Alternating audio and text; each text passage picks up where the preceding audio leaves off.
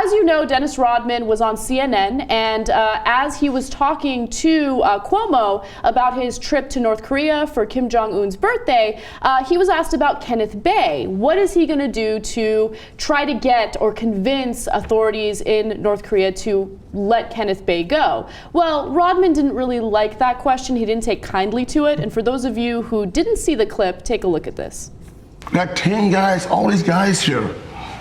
Do anyone understand that? We do, and we appreciate that, and we wish them well with cultural exchange. No. I'm just saying, no, I don't give a what the, I don't give a rat's ass what the hell you think. I'm saying to you, look at these guys here. Look at them. Yeah, but Dennis, don't put it on them. Don't use them as an excuse for the behavior that you're putting on yourself.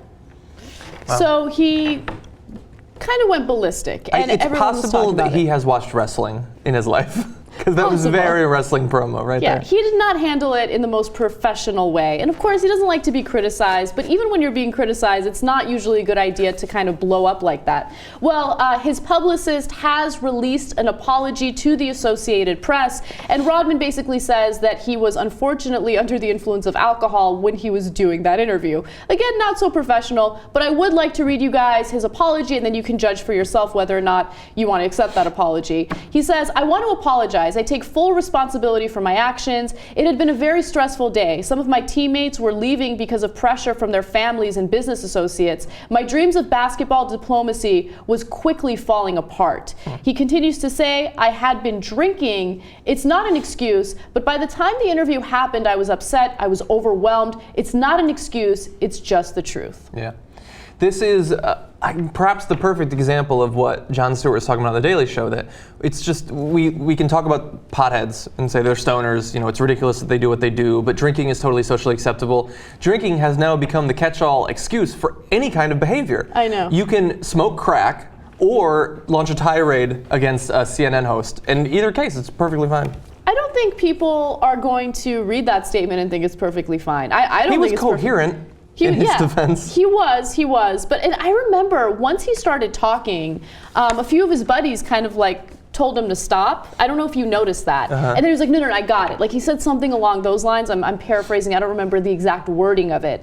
But someone tried to stop him, probably because they knew it would be a really bad idea for him to answer that question. And he got overly emotional. And that's another thing that I found interesting about his critics, right? No one says that he's overly emotional, right? They say that he goes ballistic. I guess that means he's emotional, but if I feel like... if it was like Diana Taurasi or something, I think they'd be like, oh, she's like, why is she going so crazy? Melodramatic, emotional. So hysterical. I thought that was really interesting. But look, at the end of the day, we have to chalk it up to the fact that he is just a former basketball player, okay? He's not there for diplomacy. I think that this was a great opportunity for him to get back into the limelight, and that's exactly what happened. He doesn't really care about Kenneth Bae. What he said about Kenneth Bae was so incredibly insensitive because he basically indicated in that interview that Kenneth Bae deserved to be detained. And the reality is North Korea hasn't really specified why they detained him in the first place. Yeah. So I'm not even listening to anything he has to say about creating diplomatic ties between North Korea and the United States. You bring up a good point. So you say that you're not going to listen to anything he says about that. I feel like, I don't determine these things, you and Cenk determine these things. Do you think that we should institute a Dennis Rodman ban? Not just because he's ridiculous, but also because I kind of do think that he's doing at least some small damage in allowing this veneer of, I guess, cosmopolitan, like, in North Korea, the fact that, look, we can get Dennis Rodman to come here, things aren't so bad. Yes, you have no political rights and we starve you, but we get a basketball star. Yeah. I think he's doing bad things in what he's doing. I think he's definitely doing bad things as well, but at the same time, at this point, I do want to ban. So if there's another Dennis Rodman story that doesn't really have any type of influence on society, then I'm not doing it, right? But there could be something that happens that's really, really important. I want to share with the audience. So it'll be, how about a light ban? Yeah. Oh, it'll be like the Supreme Court will have different levels of scrutiny on the story. Yes. Like it has to be good. Kanye West, he can say anything. We'll do it. Yeah. I'm kidding. No, we will. No. Yeah. One final point I want to make about this. So it's easy to look at him as being all crazy and think like, man, this guy doesn't know what's going on. But they did show wisdom in one thing. In the first half of the game that they played against the North Koreans, they played against the North Koreans. The North Koreans scored 47 points. The Americans scored 39. In the first half of the game. And then after that, they mixed the teams. That way no one would get killed. You know? But it might, like, the idea that they're getting beaten by the North Korean team, which is all malnourished and probably tiny, that seems ridiculous. But I think that it's similar to playing board games against a Wookiee. When you're playing basketball in North Korea, you let them win.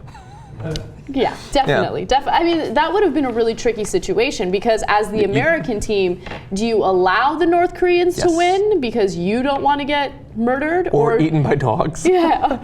I mean, that would have been really difficult. So, and that's another thing. While they're in North Korea, I don't believe for a second that they're going to be, even if they wanted to say anything negative toward the country or Kim Jong Un, would they really take that risk? I certainly wouldn't. Like, he loves being friends with Dennis Rodman, but that doesn't mean that he can't be put over the edge and snap and kill him. Why not? There'd be no consequences for him. He's like Joffrey from Game of Thrones, as BuzzFeed rightfully mentioned earlier today.